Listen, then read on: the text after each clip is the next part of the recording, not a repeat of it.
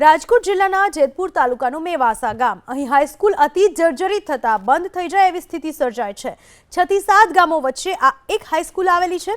વર્ષ 1975માં આ ગામમાં હાઈસ્કૂલ બની હતી, જે હવે ખંડેર થઈ ચૂકી છે। આ હાઈસ્કૂલમાં હરિપર, જાંબુડી, વાડા ડુંગરા, જેતપુર, ભાદરા, રબારિકા સહિતના 5 થી 6 ગામોના મોટાભાગના પછાત વર્ગના વિદ્યાર્થીઓ નિઃશુલ્ક અભ્યાસ કરે છે। જો હાઈસ્કૂલ બંધ થઈ જશે તો આ વિદ્યાર્થીઓની બહારગામ જવાની ક્ષમતા ન હોવાના કારણે અધવચ્ચે જ અભ્યાસ છોડી દે તેવી સ્થિતિ સર્જાય છે। જો કે આવી સ્થિતિ નિર્માણ ન પામે અને વિદ્યાર્થીઓ રજડી ન પડે એ માટે સરકારની સહાયની રાહ જોયા વગર જ ભૂતપૂર્વ વિદ્યાર્થીઓ અને ગામવાસીઓએ એકઠા થઈ લાખો રૂપિયાનું ફંડ ભેગું કર્યું અને હાઈસ્કૂલની ઇમારત બનાવવાનું શરૂ કર્યું।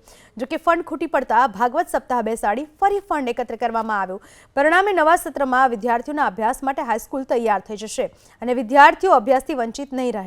જો કે સરકારે જે જાહેરાતો કરી છે, છેવાડાનો માનવી શિક્ષણથી વંચિત ન રહેવો જોઈએ અને તે પાછળ લાખો કરોડો રૂપિયા વાપરે છે, પરંતુ આ વચ્ચે કેટલાય એવા ગામો છે જ્યાં જર્જરિત ઇમારતોના વાંકે સ્કૂલ બંધ થઈ રહી છે અથવા તો જીવના જોખમે બાળકો અભ્યાસ કરી રહ્યા છે।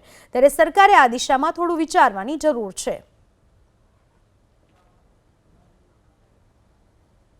लगभग 50 वर्ष थी गया बराबर।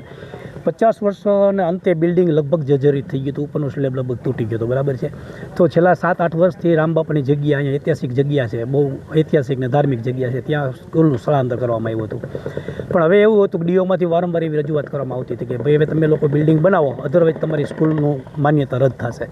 એટલે ભૂતપૂર્વ વિદ્યાર્થી બધાએ વિચાર્યું અને ગામ લોકોએ પણ વિચાર્યું કે ભાઈ આપણે બધાના સહિયારા પ્રયાસથી આપણે એક સ્કૂલનું નિર્માણ કરીએ।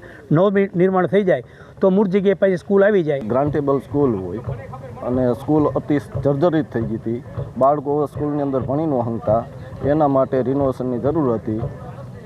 એટલા માટે ગ્રામજનોના સાથ અને સહકારથી, ભૂતપૂર્વ વિદ્યાર્થીના સાથ સહકારથી ફંડ એકત્રિત કરી અને આ નિશાળનું રિનોવેશન કરવામાં આવેલ। સપ્તાહનું આયોજન અમારા ગામમાં સરદાર ગ્રુપ છે, એ સપ્તાહનું આયોજન આ ચોથી સપ્તાહ છે। દર 3 વર્ષે અમે સપ્તાહ કરીએ છીએ।